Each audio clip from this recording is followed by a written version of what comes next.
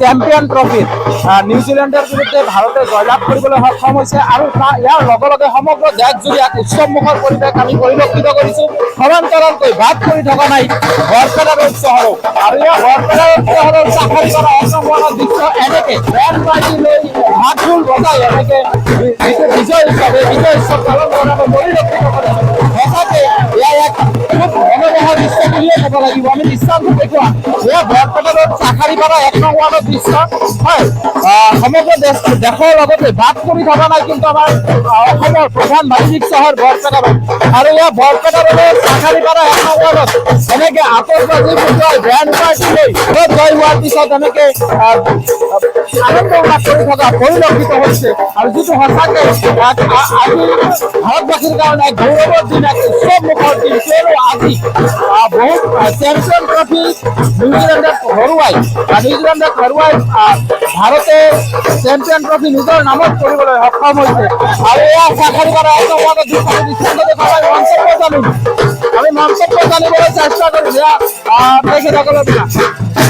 কি ক'ব, কেনেকুৱা লাগিছে আজি যেহেতু ভাৰতে নিউজিলেণ্ডৰ বিৰুদ্ধে জয়ী হৈ যিটো চেম্পিয়ন ট্ৰফি নিজৰ নামত কৰিবলৈ সক্ষম হৈছে ভাৰতৰ নামত, কি ক'ব? 2013 পিছত আমি আজি 2025 12 বছৰৰ এটা ডিফাৰেন্স, ইমান ডাঙৰ এটা সাফল্য।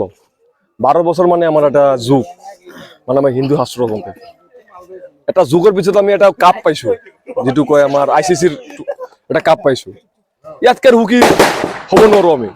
আজিৰ মেচৰ কাৰণে বিশেষকৈ কাক ধন্যবাদ দিব, যিজন প্লেয়াৰৰ কাৰণে আপোনালোকে ভাবে যে এই প্লেয়াৰজন ভাল খেলাৰ কাৰণে ইণ্ডিয়া জয়লাভ কৰিবলৈ? 11জন প্লেয়াৰে। 11জন প্লেয়াৰ।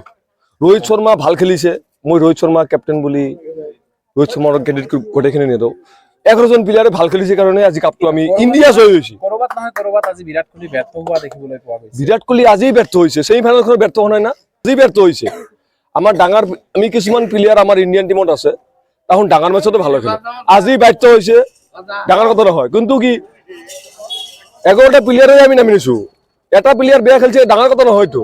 প্লেয়ারে আমার বিরাট কোহলি, 11টা প্লেয়ার রোহিত শর্মা, 11টা প্লেয়ার শ্রেয়স আয়ার, 11টা প্লেয়ার অক্ষর পটেল, 11টা প্লেয়ারে আমার এটাই চিহ্ন কি, এটাই চিহ্ন আমার ইন্ডিয়ান টিম।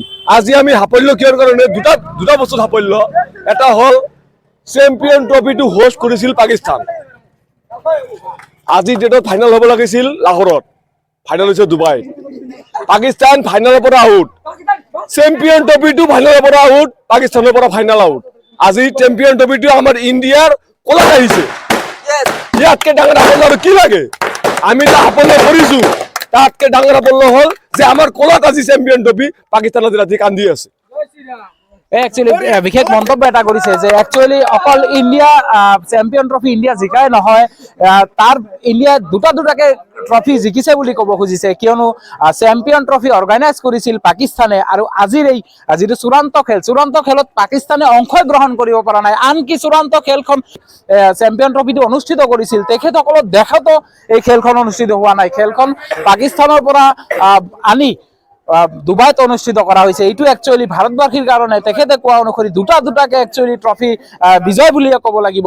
আৰু সঁচাকৈ এক আনন্দমুখৰ পৰিৱেশ, উৎসৱমুখৰ পৰিৱেশ, বৰপেটা ৰোড চাখাৰী কৰা দৃশ্য এয়া। এনেকে সকলোৱে ঢাক ঢোল বজাই এনেকে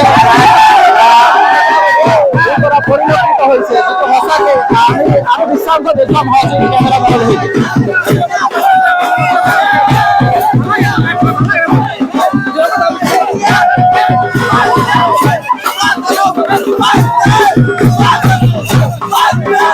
Bye.